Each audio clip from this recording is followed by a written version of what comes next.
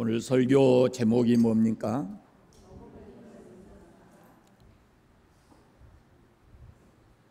여러분은 복음을 들으셨습니까?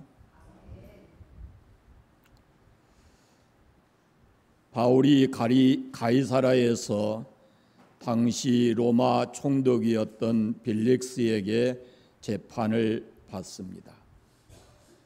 재판장은 벨릭스고 고발인들은 예루살렘에서 온 대제사장 아나니아와 그 일행이고, 그리고 피고는 바로 바울이었습니다. 오늘 본문에 보면 총독 벨릭스에 대한 이야기가 나옵니다. 비록 죄인이 바울이 죄인으로 고발당해서 이 재판을 받고 있지만, 우리가 이 순간을 생각해 보면 어떤 모습으로든지 벨릭스가 바울을 만난다는 것은 그의 인생에 참으로 좋은 기회였습니다. 그런데 재판이 연기됩니다.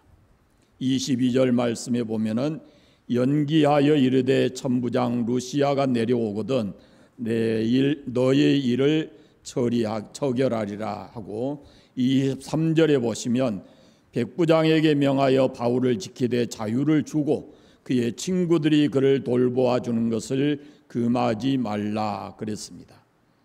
그리고 이 총독 벨릭스는 바울을 불러서 그의 말을 듣습니다. 24절에 보시면 그의 아내 두루실라와 함께 와서 바울에게서 복음을 듣습니다. 예수 그리스도를 믿는 도에 대해서 말씀을 들었습니다. 그리고 25절에 보시면 바울이 의와 절제와 장차 오는 심판을 강론하니 벨릭스가 두려워하여라고 합니다. 이게 바울의 입을 통해서 복음을 들었는데 듣고 있는 벨릭스의 마음에 두려움이 생겼습니다. 그러나 벨릭스가 복음을 믿고 구원받았다라는 말씀은 성경 어디에도 없습니다. 복음을 듣긴 들었습니다. 마음의 찔림과 두려움도 가졌습니다. 그러나 그는 믿지 않았습니다. 구원받지 못했습니다. 구원받을 만큼의 믿음이 그에게 있지 않았습니다. 이 말을 요즘 말로 바꿔보면 교회에 나왔습니다. 목사님을 통하여 복음을 들었습니다. 부부가 같이 나와서 예배도 참석하고 설교도 들었습니다. 그러나 그게 믿음 아닙니다. 믿음은 복음이신 예수 그리스도를 만나서 그분이 십자가에 죽고 부활하신 것이 나를 위한 것이다 라는 것을 그걸 받아들이고, 그리고 그분을 따라 사는 것이 바로 믿음인 것입니다. 사도행전을 우리가 보지만 1차적으로 복음을 듣는다라는 것은 그 인생에 정말로 중요한 기회입니다. 그러나 들었다고 해서 다 믿는 것 아닙니다. 복음을 듣고 마음에 찔림을 받고 감동을 받기도 합니다. 그러나 결과는 성경에 보면은 사도행전의 두 모습으로 나타납니다. 사도행전 2장에 보면 베드로의 설교를 듣고 듣는 사람들이 마음에 찔림을 받아서 회개하고, 우리가 어찌할꼬 하면서 회개하고 예수 믿는 사람이 3,000명 되었다라고 합니다. 그러나 조금 넘어가서 사도행전 7장에 보면 스데반의 설교를 듣는 사람들이 마음에 찔림을 받았지만 그 이후의 행동은 어찌할꼬가 아니라 돌을 들어서, 이를 갈면서 돌을 들어 스데반을 쳐 죽였습니다.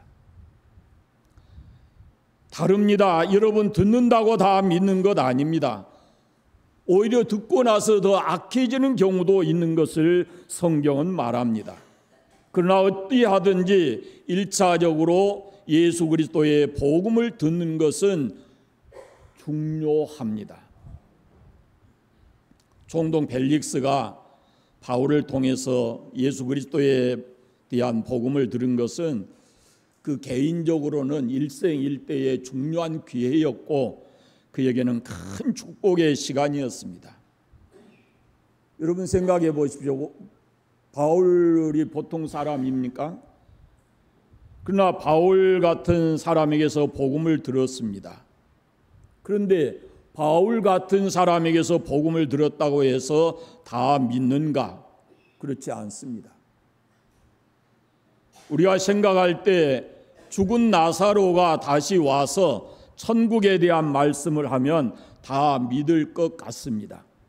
누가복음 16장에 나오는 부자가 그렇게 생각했습니다.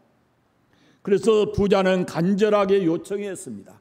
나사로를 보내서 세상에 남아있는 내 형제들은 이런 곳에 오지 않게 해달라고 요청을 했습니다. 그러나 주님의 비유 가운데는 그게 아니라고 말씀합니다. 땅에는 모세와 선지자들이 있는데 오늘날로 말하면 주의 종들을 통해서 복음을 들으면 된다는 것입니다. 그것은 듣고도 믿지 않는다면 죽은 자가 살아나서 가더라도 그 사람은 믿지 않을 것이라고 예수님 말씀합니다. 바울에게서 복음을 들으니 총독 벨릭스는 구원받을 만한 믿음이 없었습니다. 그래서 구원에서 제외된 것이죠. 참으로 안타까운 일입니다. 그 일생일대에 다시 오지 않는 기회였습니다. 벨릭스 총독이 만약에 바울이 전한 복음을 듣고 예수를 믿기만 했다면은 아마 바울도 기쁜 마음으로 그 벨릭스에게 영적인 지도를 했을 겁니다.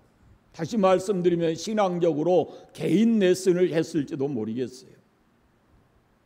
하루에 10번이라도 바울을 만나서 복음에 대한 이야기를 들을 수 있었고 그리고 그가 영적으로 크게 성장할 수 있는 그런 기회도 있었을 겁니다. 본래 이 벨릭스는요 좀 잔인한 사람이에요. 성격이 아주 좋지 못했어요. 그리고 이 사람은 노예 출신이에요. 그런 그가 지금 총독이 돼서 유대에 파견돼 왔잖아요. 그럼 세상적으로는 어때요? 노예가 총독이 됐어요. 대단한 성공입니다. 이것은 세상적으로 보면은 모든 사람이 부러워할 만한 그런 자리에 있습니다. 성공의 기회를 놓치지 않았습니다. 그런데 지금 복음을 듣고 그가 일생일대에 하나님의 자녀가 돼서 영생을 얻을 수 있는 기회를 놓쳐버린 겁니다. 노예였던 그가 총독이 되었습니다. 노예에서 신분이 총독이 되었다는 것을 그로 하여금 엄청난 자부심, 아마 성공에 대한 그런 마음을 가졌을 겁니다. 그러나 여러분, 우리가 세상에서 어떤 자리에 올라 있든지 얼마만큼 많이 우리가 소유하고 있든지 그와 비교할 수 없는 참으로 엄청난 축복의 기회가 있는데 바로 그것이 예수 그리스도를 만나는 것입니다. 벨릭스를 생각해 보십시오. 이 엄청난 기회를 놓쳐버렸습니다. 죄인이 의인되고 사단의 종에서 하나님의 자녀가 되고 영원한 멸망에서 영생을 얻을 수 있는 그 좋은 기회를 놓쳐버린 겁니다. 그러면 벨릭스가 어떻게 하다 이 기회를 놓쳤을까요? 오늘 말씀에 있습니다. 연기했어요. 연기. 뒤로 미루다가 그렇게 됐다라는 말입니다. 우리가 살다 보면 뒤로 미룰 일들이 많이 있습니다. 그러나 생명과 관계된 것은 뒤로 미룰 일이 아닙니다. 예수 믿고 구원받은 길은 뒤로 미루어서는 안 될 일입니다. 왜? 내일은 내 날일지 아닐지 모르거든요. 그런데 다음에 믿는다고 합니다. 그렇게 해서 기회를 놓쳐버린 사람들이 한두 사람이 아닙니다.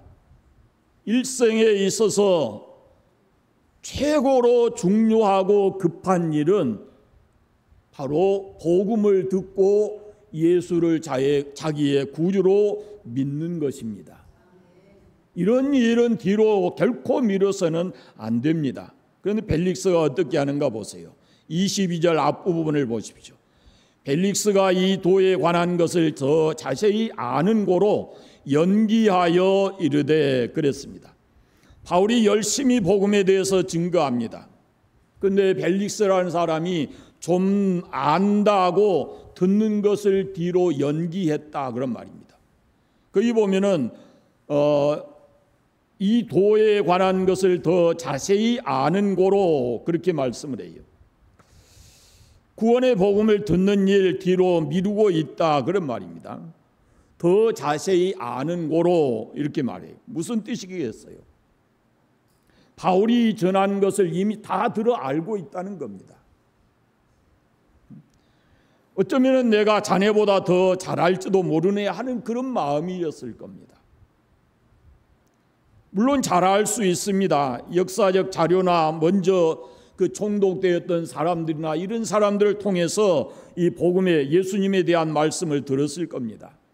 그리고 그 유대의 총독으로 파견될 때 그 지역의 정치적인 종교적 사회적 상황이 어떠한지 미리 공부했을 겁니다. 와서 부딪혀 보기도 했을 겁니다.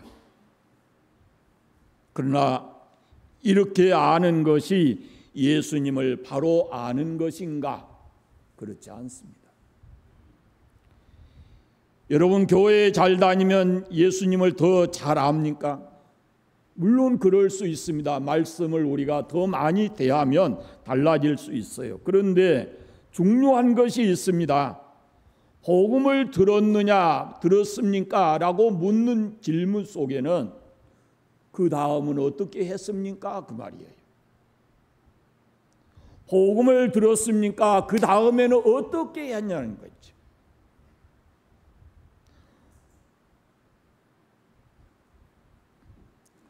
What is next? 다음에 어떻게 무엇을 했느냐는 거지. 복음을 듣고 다음에 무엇을 했느냐는 거예요. How is next? 복음을 듣고 나중에 어떻게 했느냐는 거죠.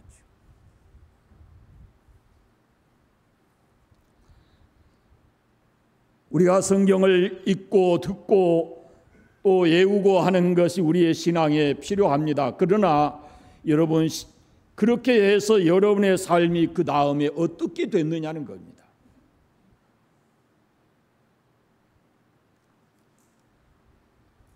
가치관이 달라졌습니까? 상품이 바뀌었습니까? 행동이 달라지셨습니까? 말하는 것이 달라지셨습니까? 우리가 성경을 읽고 또 읽을 때 중요하게 여겨야 될 것이 예수 그리스도를 만나는 일입니다. 성경이 하나님의 말씀이고 예수 그리스도에 대한 기록입니다. 요한복음 5장 39절에 성경이 내게 대하여 기록됐다라고 예수님 말씀하십니다. 그러니까 성경을 수십 번 읽어도 아무리 많이 들어도 우리가 예수 그리스도를 만나지 못한다면 그건 올바른 신앙관이 아니죠. 또 하나 우리는 겸손해질 때까지 성경을 읽고 들어야 됩니다. 예수님의 모습을 닮아가는 것, 그것을 위해서 우리가 성경을 읽고 들어야 하는 겁니다. 자, 25절 보십시오. 같이 읽겠습니다. 바울이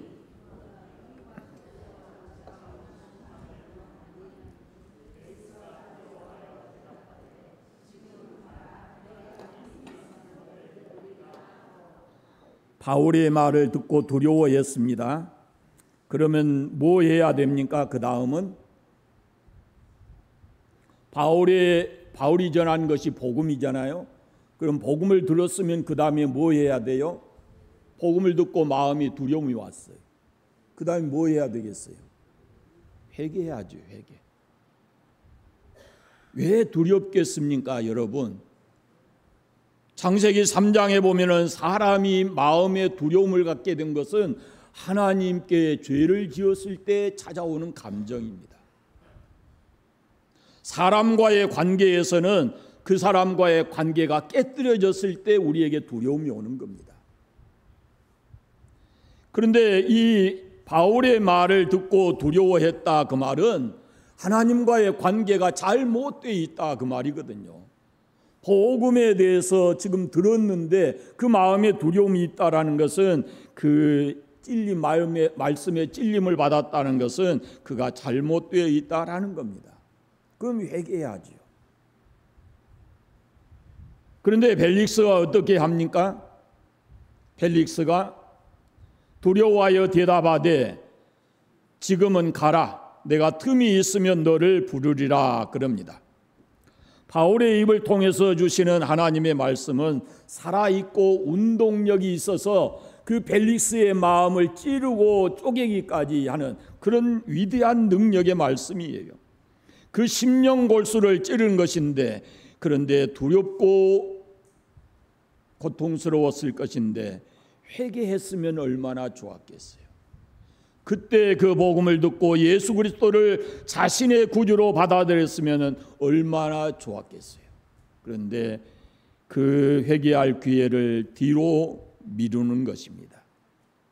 사랑하는 여러분, 누구를 통해서 주의 말씀을 듣든지 듣는 순간 성령께서 깨닫게 하시고 마음에 감동을 주시면 그것 따라서 회개하고 하나님 앞에 바로 되어지시기를 바랍니다.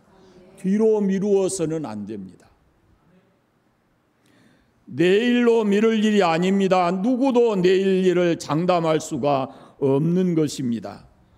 회개하지 않고 어떻게 되나, 내가 이거 회개하지 않아도 어떤 일이 내게 다가오나 라는 것을 시험하지 마십시오. 주 뜻대로 살지 않고서도 주님이 나에게 어떻게 하시는가 보자라고 시험하지 마십시오. 그 결과는 상상할 수 없을 만큼 비참한 것이 될 수도 있습니다. 그래서 말씀 듣고 마음에 찔리면, 잘못을 깨달았으면 돌아서서 회개하고 새 삶을 살아야 합니다. 그런데 벨릭스가 그 기회를 놓쳐버린 것입니다. 26절에 보시면 벨릭스의 또 다른 면을 볼 수가 있는데 같이 읽어보겠습니다. 26절. 동시에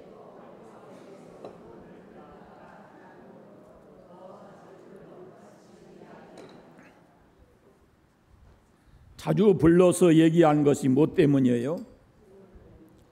복음을 더 듣고 구원받기 위해서가 아니고 돈을 혹시 받을까, 뇌물을 받기 원해서였다라고 합니다. 그런데 여러분, 바울에게 무슨 돈이 있습니까?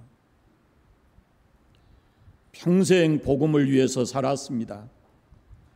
우리가 이미 보았지만은 바울, 예루살렘 교회가 극히 어려워졌을 때 빌립보 교회로부터 구제연금을 모아서 그걸 전달했을 뿐이지, 바울이 실제로 보면은 돈이 없는 사람입니다. 그래서 어려울 때마다 교회가 협력했었습니다. 요즘에 뭐 보면은 신학교 운동장에 가서 보면은 자동차로 꽉 차 있습니다. 주차할 자리가 없이. 그만큼 이제는 이렇게 성장이 됐죠, 경제적으로. 제가 신학교 다니던 시절만 해도 그 기숙사에 밥 1,500원, 2,000원 할 때 그 밥을 못 먹고 다닌 사람들이 많았습니다. 자동차 타고 다니면은 사람들이 눈을 들어서 다시 쳐다봅니다. 거의가 다 버스 타고 가서 그 이불 벗짐 짊어지고 기숙사에 들어가고 그렇게 했었습니다. 한마디로 바울은 가난합니다. 평생을 전도 여행하고 여기저기 가서 교회 세우고 헐벗고 굶주린 사람들을 만나면 그들을 도와주고, 이것이 바울의 삶이었습니다. 그런데 이런 바울에게서 뇌물을 바라고 있는 거예요. 벨릭스가, 총독인 사람이. 아마 그런 생각도 했을지 모르겠습니다. 바울을 사랑하고 존경하는 사람들이 많으니까 바울을 이렇게 붙잡아 놓고 그 사람들이 혹 이 바울을 빼내기 위해서 보석금을 가져오지 않나라는 그런 생각을 했을지도 모르겠습니다. 어떠하든지 바울을 잡아놓고 자기의 목적을 이루려고 하는 것입니다. 이게 벨릭스예요. 좋은 사람 아닙니다. 세상에서 벨릭스와 같은 권력을 가졌어도 복음을 듣고 구원을 받아야 됩니다. 왜냐하면 권세가 영적인 문제를 해결할 수가 없는 겁니다. 권력이 죄의 문제 해결해 주지 않습니다. 세상에서는 혹시 그게 통할지 모르죠.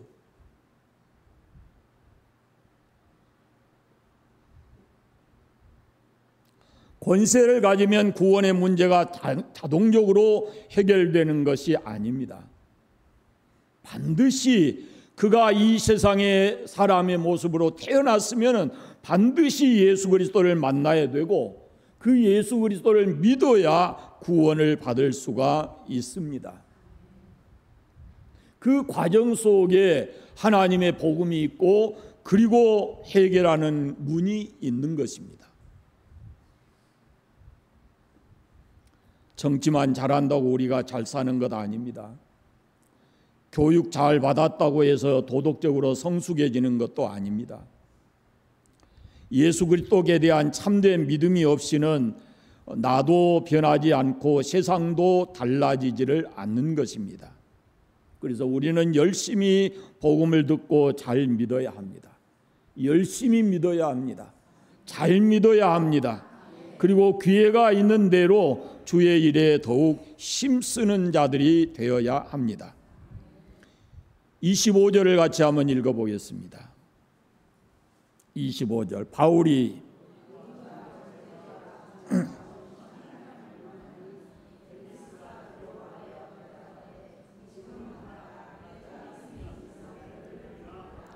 바울이 강론한 것이 뭡니까?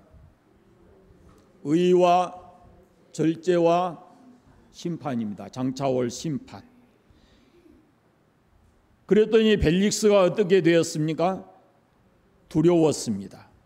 이게 무슨 뜻인가? 잘 보세요. 바울이 다른 곳에 가서 복음을 전할 때는 그 복음의 핵심이 뭐였냐면은 예수 그리스도의 십자가와 부활이었습니다. 그런데 지금 벨릭스 앞에서는 의와 절제와 심판에 대한 말씀을 하고 있는 겁니다. 왜 그랬을까요? 평상시에 하던 모습이 아니고 벨릭스 앞에서 의와 절제와 심판에 대한 말씀을 하는데 왜 그랬을까요? 24절을 보십시오. 벨릭스가 누구와 함께 옵니까? 유대 여자 그 아내 두루실라와 함께 옵니다. 그 두루실라라는 사람이 어디 사람이에요? 유대 사람입니다. 벨릭스는 어디 사람이에요? 로마 사람입니다. 로마 총독이 지금 유대 여자인 두루실라와 같이 삽니다. 그 여자를 데리고 와서 복음을 듣습니다. 그런데 성경에 기록되어 있지 않지만 여러분이 벨릭스하고 두루실라하고 나이 차이가 얼마나 될 것 같습니까? 여러분 생각에는 얼마쯤 차이가 나야 많다 그렇게 생각하십니까? 10살? 10살 더 벌어지면 안 돼요?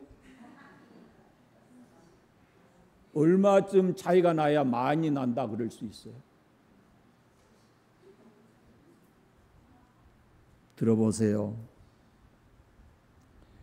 벨릭스가 60, 두루실라가 18. 차이 많이 나지요. 그런데 또 더 기가 막힌 게 있어요. 이게 정상적인 부부 같아 보이지는 않잖아요. 사연이 있습니다. 두루실라라고 하는 이 여자는 헤롯 아그리파 1세의 딸입니다. 그런데 미모가 대단했다고 그럽니다. 그래서 겨우 15살 되었을 때 팔레스타인 북쪽에 있는 하마드 지방의 미남 왕자인 이지투스와 결혼을 합니다. 이것은 정치적 결혼이었습니다. 정략적인 결혼. 그만큼 그의 미모와 아름다움이 소문이 나 있었습니다. 그런데 벨릭스가, 로마의 총독인 벨릭스가 이 유대 총독으로 왔고, 그리고 그 두루실라에 대한 이야기를 듣습니다. 그리고 실제로 보니까 너무 아름답고 예쁩니다. 그래서 속으로 내가 이 두루실라를 내 아내로 삼아야 되겠다, 그렇게 마음 먹고 음흉한 흉계를 꾸밉니다. 유대인 마술사를 돈을 주고 매수했습니다. 이 성경에서 찾으려 하지 마세요. 이게 성경에 없어요. 마술사가 두루실라 남편에 가서 얘기합니다. 당신이 저 여자와 계속 살면 재수 없는 일들이 많아질 것이요. 수단과 방법을 동원해서 그 남편과 두루실라를 이혼하게 만듭니다. 그리고 이혼하니까 이 벨릭스가 두루실라를 데려와서 결혼을 하고 부부가 되었습니다. 60살, 18살. 이 두 사람이 지금 바울 앞에 와 있는 겁니다. 어떻게 왔든지, 그러나 와서 바울의 입을 통해서 의와 절제와 심판에 대한 말씀을 들었습니다. 그걸 들으니까 벨릭스의 마음이 두려웠습니다. 그것은 곧 자기가 무언가를 잘못한 것이 있다라는 것이고, 또 복음을 들었을 때에는 하나님께도 그가 잘못되어 있음을 얘기하는 겁니다. 여러분, 사람이 일생을 살면서 주님 앞에 나오게 되는 것은 여러 가지가 있습니다. 여러 이야기할 수 있죠. 그러나 어떻게 나왔든지 교회에 나와서 복음을 듣고 믿는다면은 그것처럼 큰 축복이 없는 것입니다. 먼저는 이 교회에 나오는 것이 중요합니다. 어떤 모습으로든지 어떤 이유에서든지 몸이 교회에 와 있는 것은 중요합니다. 왜? 와야 복음을 들을 수 있고, 그 다음으로 중요한 것은 복음을 듣고 자기 죄를 회개하는 것입니다. 오늘 본문의 바울이 벨릭스가 어떤 사람인가를 알고 있었습니다. 그래서 평상시와 다르게 예수 그리스도의 십자가와 부활을 증거하지 않고 벨릭스 앞에서는 의와 절제와 심판에 대한 말씀을 전했던 것입니다. 의라고 하는 것을 말씀했습니다. 그리고 절제에 대한 말씀을 했습니다. 여러분, 의롭게 살려면은 절제하는 것이 꼭 뒤따라와야 합니다. 그리고 바울은 심판에 대해서 말씀합니다. 지금이야 당신이 권세를 가지고 있기 때문에 누구도 당신에게 말하지 못하지만, 그러나 장차에 하나님의 심판이 있다는 것을 잊지 말라라고 말씀을 한 겁니다. 그 바울의 말을 듣고 벨릭스가 두려워했습니다. 바울을 두려워한 것이 아닙니다. 자기는 총독이기 때문에 언제라도 입에 말 한마디로 이 바울을 죽일 수도 있습니다. 자기가 재판장이고 그 사람은 지금 피고인입니다. 그러나 벨릭스가 두려워한 것은 바울이 아니라 바울의 입을 통해서 나오는 하나님의 말씀이었습니다. 듣는 순간 두려워하는 마음이 생긴 겁니다. 그 두려움이 회개로 이어졌으면 구원에 이를 것인데 벨릭스는 그렇지 않았습니다. 마음 괴로웠습니다. 두렵습니다. 그런데 벨릭스는 그 자리를 피해가고 맙니다. 복음을 전하는 바울을 다시 돌려보내고 말았습니다. 여러분, 복음을 듣는 일을 뒤로 미루지 마십시오. 오늘 못 들으면 다음 주에 듣지라고 생각하지 마십시오. 다음 주에 내가 이 자리에 있을지 그것은 아무도 모릅니다. 다음 주에 그런 사람에게 있었으면 좋겠습니다. 오늘 못 듣고 다음 주에 들어야지 하는 사람에게 다음 주일이 있었으면 좋겠습니다. 그러나 그건 누구도 장담할 수 없습니다. 누구도 보장해 주지 않습니다. 그리고 여러분 회개할 기회를 놓치지 마십시오. 언제나 기회가 있는 것 아닙니다. 말씀을 듣고 두려움이 왔다면 성령께서 그 마음속에 감동을 주신 거거든요. 그러면 즉시 나의 잘못을 주님 앞에 회개하고 바로 되는 삶을 살아야 합니다. 복음에 귀를 기울여 사시기를 바랍니다. 오늘 아침에